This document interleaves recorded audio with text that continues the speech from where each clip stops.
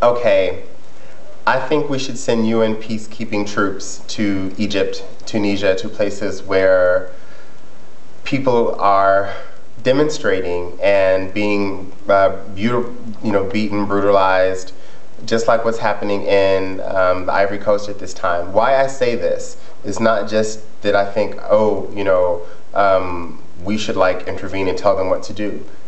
I'm carefully saying that we should send, the global community, should send UN peacekeeping troops in to allow peaceful protest to happen in Egypt. And here's why.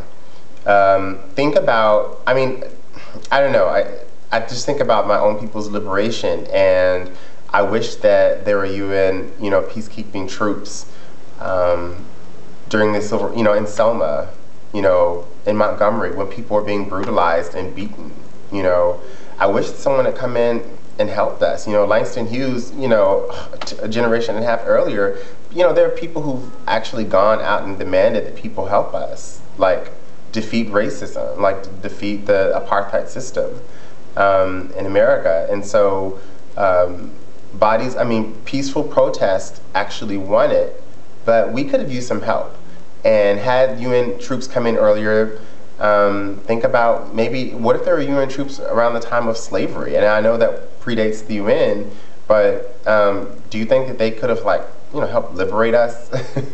Kind of help dig out, widen that Underground Railroad, lay some tracks. And so it's not that the UN would be dictating what happens in these places, save for the human, I'm calling it human right, the human right to civil disobedience. It is a right that I think people reserve. And since we also say that the state monopolizes violence, as in it's criminal for individuals to commit violence against one another, or groups to commit violence against one another, but the state can commit all kinds of violence. It's often what police brutality cases are about, is has the state exceeded its needed level of violence, but the state has some violence. And we can talk about, a lot of my videos talk about social violence. So there's social violence too. But I think that if we sent troops in to allow for peaceful protest, so that people have the right to say what they're going to say, do what they're going to do, but not be brutalized. And based on the successful models of the civil rights movement, my people did do something good other than play basketball and shuck and jive. Because we actually turned the shucking and jiving into music and dance, and everybody buys it around the globe. Even our worst music, people buy. Even like thugs and whores talking about themselves and their bodies. Even that people will consume. So when I say jive talking, I really am seriously saying, we talk jive.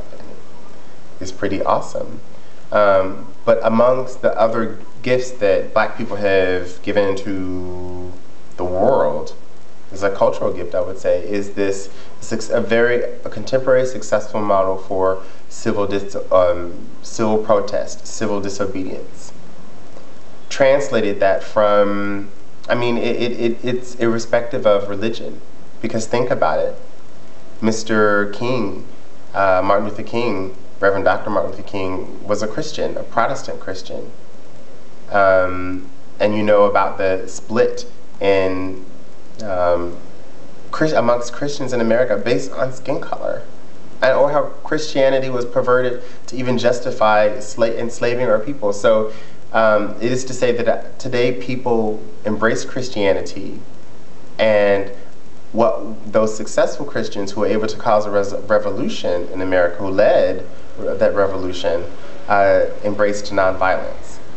Here in India, where I sit now, and need I say, Mr. Gandhi, Gandhiji, embraced nonviolence, and with some this man walked to the, through Gujarat, walked. He said, I'm gonna walk and I'm gonna get some salt. I'm gonna spin my own cotton. He's like, civil disobedience. He's like, I'm going to sit here and you're going to see how ridiculous you are.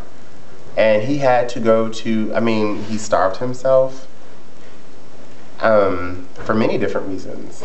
So that people would stop rioting, the Hindus and Muslims would stop rioting, even. So those, so this was Hindu-led. Irrespective of religion, we can embrace nonviolence. Obviously, also in this region, Buddhism. Based on, I mean, look at Ashoka. Look at King Ashoka. That's the first civil state. That's the first state that's based on nonviolence. So there are models for this working across religions. And I do believe that, respective of people's faith in Egypt, nonviolence is something that people can adopt in Egypt to great effect. And people around the world will run to your side to support you.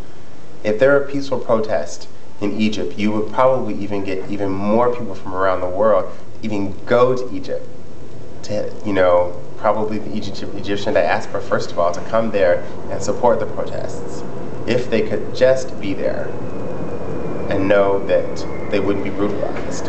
Oh yes, people having the power, to defy uncivil code is powerful.